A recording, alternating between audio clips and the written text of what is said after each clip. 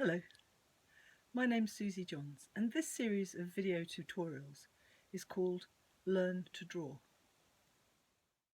This is lesson 8 in the series.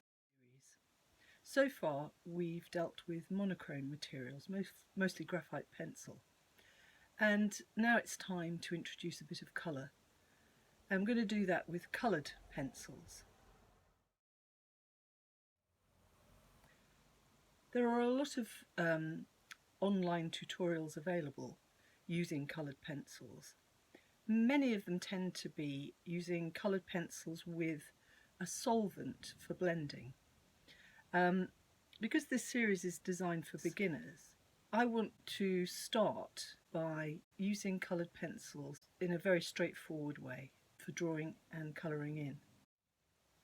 I tell the students on my Learn to Draw course that it's important to have good materials with which to draw, and when it comes to coloured pencils, I think this does hold true.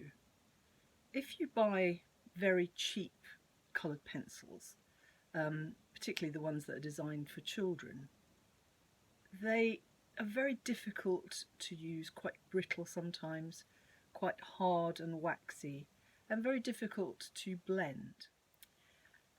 At the other end of the scale, you can buy coloured pencils that are extremely expensive and out of most people's price range, especially when you're learning to draw, when you're starting to draw. You might not want to spend too much, to invest too much in a big set of expensive coloured pencils. So I will talk you through some materials before we start, and then show you just some basic exercises to use with coloured pencils to get used to them. And then we'll do a drawing exercise. I'll set you a drawing exercise to try. So I really do hope you enjoy it. Let's get started. So firstly, let's look at the various techniques involved with coloured pencils. The first one we're going to look at is shading. It helps, I think, to hold the pencil at an angle to the paper, quite flat to the paper, and not to use the tip of the pencil. You might need to change direction from time to time to avoid too many lines going in the same direction, and also varying the pressure, so use more pressure for a darker colour and obviously less pressure for a lighter shade. The next technique is called hatching, and here you do want the lines to show. The shading is done by making a series of parallel lines, and the closer they are together, the darker the tone. And then we have cross-hatching, which, as the name suggests, are hatched lines, but then you go over them in a different direction. So you could cross over them diagonally or do vertical strokes. Just build up the tone in that way. Next we have stippling, which is making little dots, building up tone in that way. Little dots, little tiny strokes of the pencil, just little marks all over the paper.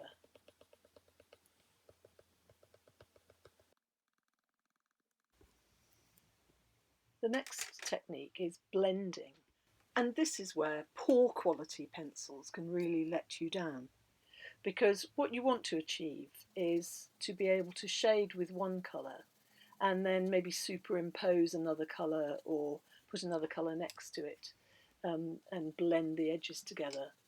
And you do this just by overlaying the colours. And yes, a good quality sort of wax-based pencil is ideal for this, but cheaper quality pencils don't really work so well. For more intensity of colour, there's a technique called burnishing, and it's a bit like blending, except that you do need to apply a little bit more pressure. And once again, really good quality coloured pencils are best for this, by laying down one colour and then colouring on top of it, and really pressing down and really achieving deep, rich colours. you'll find that good wax-based pencils are really good for this. And what you're doing is you're pressing down the texture of the paper. You're pressing down the little bumps in the paper so that no paper will show through, and you just get this intense blocks of beautiful colour.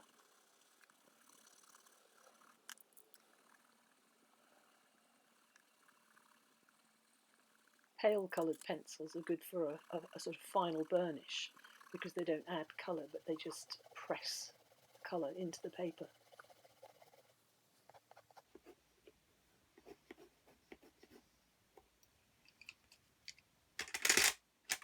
The next technique I'm going to show you is called scumbling. And to do this, you hold the pencil at a low angle, quite flat to the paper, and work in circular motions.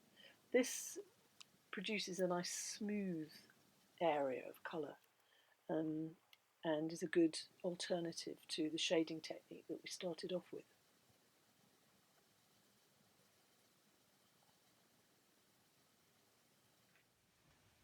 I call the next technique impressing or indenting, and here I'm using a gel pen that's just run out. There's no ink, and what I'm doing is making impressions in the paper, pressing hard. Now if I take a coloured pencil and shade over the top, I'm just colouring on the surface of the paper. The pigment doesn't go into the impressions that I've made, and so they remain white, they remain the colour of the paper. The last technique I'm going to show you is called frottage, which means rubbing, and this entails putting something textured underneath your piece of paper, and then when you shade, the texture will influence your shading. And here I'm just using a piece of corrugated card, and by shading on top of it I'm creating an attractive sort of lined texture. And then if I move the corrugated paper and go over it again, I can create, you know, different textures and different effects. Some types of coloured pencil can be erased, but some can't, and it's hit and miss. So the best thing to do is to try this out for yourself, to make some swatches and then use an eraser to see if they can be rubbed out. If you're using pencils that can't be rubbed out, obviously you have to be more careful about where you put your colour if you're not going to be able to correct any mistakes. With the pencils that I'm using here, I find that one of these pen erasers works reasonably well. It depends on the colour, and it depends how thickly you've applied the colour. Better still, I find, is one of these battery operated erasers. That seems to be able to sort of rub out light applications, and funnily enough, the more burnished, the thicker the application, the more it seems to be able to rub it out. Sharpening your coloured pencils can sometimes be tricky. It's good to have a good point on your pencil. Sometimes a regular pencil sharpener can break the points of the pencils. Make sure that your sharpener is sharp. Change the blade if necessary. You can see that my sharpener here has produced some pencil dust. Don't let that go to waste. I'm using a cotton bud here to rub it into the paper to create a lovely soft tone. My preferred method of sharpening pencils is to use a knife. I think you've got a bit more control, and you can shape the point of the pencil the way you want it. If you keep your thumb on the top of the blade, you have a little bit more control over what you're doing. If you have a nice sharp point on your pencil, you can make some very nice fine marks. And also, if the point of the pencil is quite long, it's easier to use on its side for shading. So now I'm going to suggest a quick project just as a sort of warm-up exercise to get you going. So choose some fruit. I've got an apple and a lemon, and place the fruit on a piece of white paper so that there's so it casts a nice shadow. Select some pencils in suitable colours and some cartridge paper. I've just got an A6 pad of cartridge paper here, and I'm going to speed up the video and play some music for you while you're watching.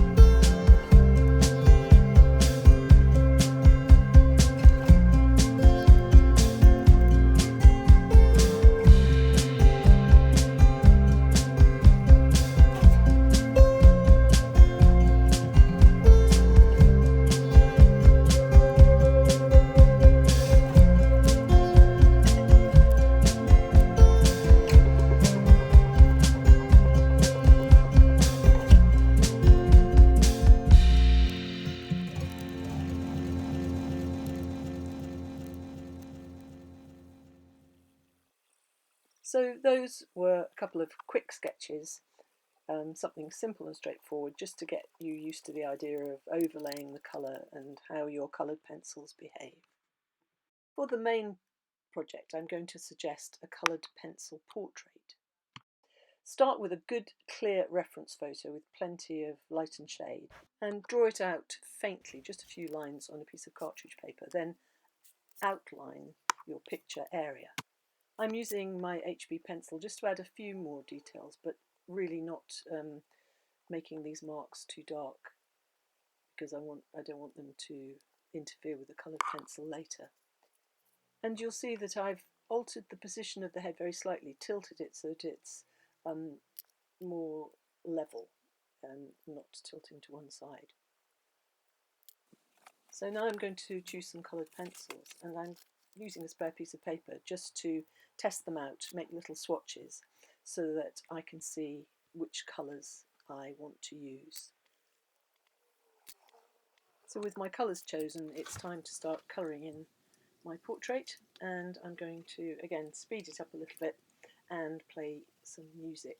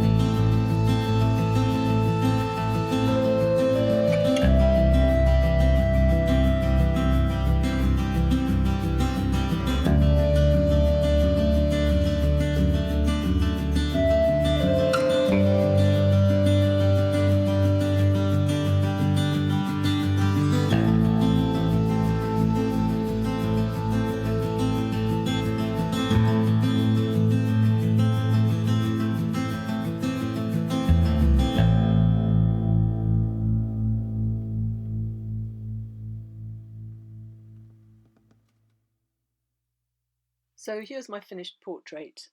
I've deliberately focused very much on the face and left the hair quite sketchy and the scarf even sketchier.